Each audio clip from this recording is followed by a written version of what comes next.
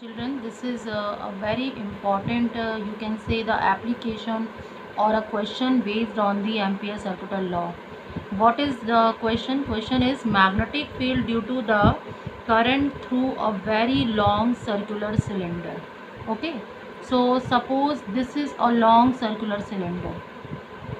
This is the axis of the cylinder, and if we consider the current is passing through this cylinder, या आप इसको ऐसे भी suppose कर सकते हैं कि ये एक स्ट्रेट कंडक्टर है और इसके चारों तरफ ये एक एम्पीरियन लूप हमने सिलेंडर फॉर्म में बनाया।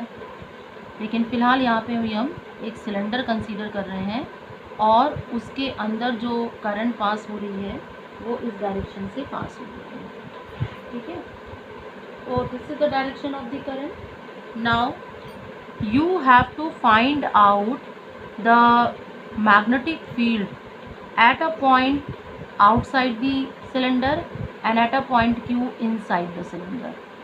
ओके, लेकिन जो करंट है वो ये जा रही है, वो इतने पोर्शन से आप कह सकते हैं इस क्लोज पाथ से पास हो रही है जो कि सिलेंडर है पूरा। तो सबसे पहले यहाँ पे हम क्या कंसीडर करेंगे? Case one. Case one is what? Point P is lying outside the cylinder. ये पॉइंट P सिलेंडर के बाहर लाई कर रहा है। सिलेंडर की जो रेडियस है वो है capital R। Okay, now here we are going to consider R is the perpendicular distance of the point P from the cylinder. तो ये यहाँ पे P पर R की वैल्यू ये पूरी जाएगी। सो R is the distance of point P from the axis of the cylinder. B is the magnetic field at the point P। Okay, अब इस मैग्नेटिक फील्ड की डायरेक्शन को अगर आप निकालते हैं तो राइट हैंड पाम रूल से निकाल सकते हैं लाइक दिस। तो किधर जा रही है? जो पाम को हमने P पॉइंट की तरफ किया और थंब को हमने करंट की डायरेक्शन में परपेंडिकुलर ड्रॉ करोगे तो किधर जाएगा पाम पे? Into the plane of paper. तो perpendicular to the point P and into the plane of paper. ठीक है, now see, for the Ampere circular law we have to consider a small elementary length that is the length of this closed path। तो हमने P को consider करते हुए ये एक Amperian loop draw किया, उसकी एक स्मॉल लेंथ कंसीडर की DL। Okay, now see B and DL both are in the same direction, तो angle theta is equal to 0 degree. Now apply ampere circular law, integration close integral B dot DL mu naught I B DL cos 0 degree we have applied here।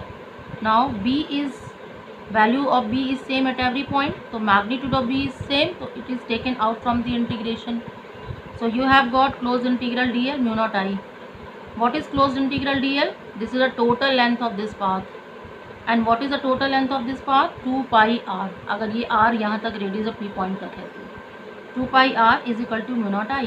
B is equal to mu naught I 2 pi r। This is the value of magnetic field at the point P which is lying outside the cylinder। ठीक है, तो B is directly proportional to 1 upon R, यानी कि inversely proportional to R है। ये concept हमें यहाँ से मिला। Now see the case second। What is the case second? Case second is when you are going to find out the value of the magnetic field at the point Q which is lying inside the cylinder, and now R is the distance of the point Q from the axis of cylinder।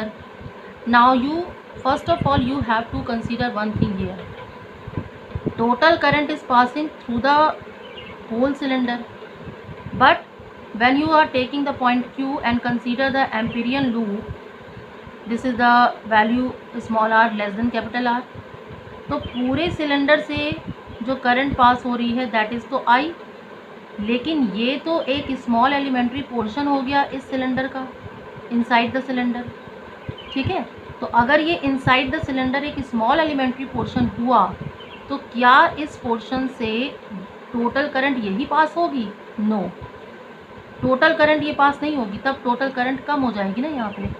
तो उसको हम उस current को जो इस Amperian loop से पास होगी, जो कि एक इसका इस सिलेंडर का एक स्मॉल एलिमेंट्री पोर्शन हो गया, तो वो कैसे पास होगी, वो वैल्यू क्या होगी? तो सबसे पहले उसके लिए हम क्या कंसिडर करेंगे? Total current I is flowing through the total area, circular area of the cylinder. Total current I जो है वो पूरे इतने एरिया से पास हो रही है, तो टोटल करंट I, तो करंट पर यूनिट एरिया कितनी पास होगी? करंट पर यूनिट एरिया हो जाएगी I upon pi R square. ये हो गई total current passing through per unit area, ये कांस्टेंट वैल्यू हो गई इस सिलेंडर के लिए। ठीक है। टोटल करंट पूरे सिलेंडर से आई जा रही थी, कितने एरिया से, पाई आर स्क्वायर से। तो this is the value of what, total current passing per unit area. जैसे आप कोई भी वैल्यू को लेते हैं, रेजिस्टेंस पर यूनिट एरिया, तो वो रजिस्टिविटी होती है, ऐसी total current per unit area. This value you have got for this cylinder. अब इस एम्पीरियल लूप से ये आई करंट तो नहीं जाएगी, जो करंट जाएगी उसको हमने कंसीडर कर लिया आई डैश, जो इस पोर्शन से जाएगी। Okay, so this is the case 2, point P lying inside the cylinder, small r less than r। There are two possibilities. अगर करंट सिलेंडर के सरफेस से जा रही है और ये पॉइंट Q इनसाइड लाई कर रहा है, तो चाहे हॉलो हो चाहे सॉलिड हो, inside the conductor magnetic field is zero. ठीक है, मैग्नेटिक फील्ड इज जीरो, क्योंकि फ्लक्स फिर ऐसे पास होगा, Q इनसाइड, तो that is zero. Now if current is uniformly distributed throughout the cross section of the conductor, then current through the closed path is given by I dash is equal to current per unit area। ठीक है, current per unit area, और जा कितने area से रही है, कितने area से हम कंसीडर कर रहे हैं, पाई आर स्क्वायर से, पाई स्मॉल आर स्क्वायर से। तो इस पूरे पोर्शन से पास होने वाली current, current per unit area multiplied by total area this, multiplied by total area this current multiplied by total area this, so you will be getting the value of I dash. So here I have written this, I dash is equal to I upon pi r square multiplied by pi small r square. You will be getting I r square upon capital R square. Now applying the Ampere's circuital law, closed integral B dot dl is equal to mu naught I dash। here you will take I dash, क्योंकि Q point से जो Amperian loop पास हो रहा है उससे I dash current जा रही है। Now V is taken out, integration of DL mu naught I square upon R square, substitute the value of this I dash here, and what is the value of integral of DL, total length of the Amperian loop, that is 2 pi r mu naught R square upon R square, R and R cancelled out from here, so you will be getting B is equal to mu naught upon 2 pi IR upon R square. From here what you are considering, बाकी सारी quantity तो constant है, but B is directly proportional to small r, B is directly proportional to small r। So this is the concept behind this. Now if we will draw the graph related to these two conditions, ये दोनों conditions को consider करते अगर graph plot करेंगे, तो graph is in between B and small r। तो देखो ध्यान से, जो हमारे पास ये वाली कंडीशन आई है इनसाइड में, उसमें B directly proportional to r है, और जो आउटसाइड आई है उसमें B inversely proportional to r।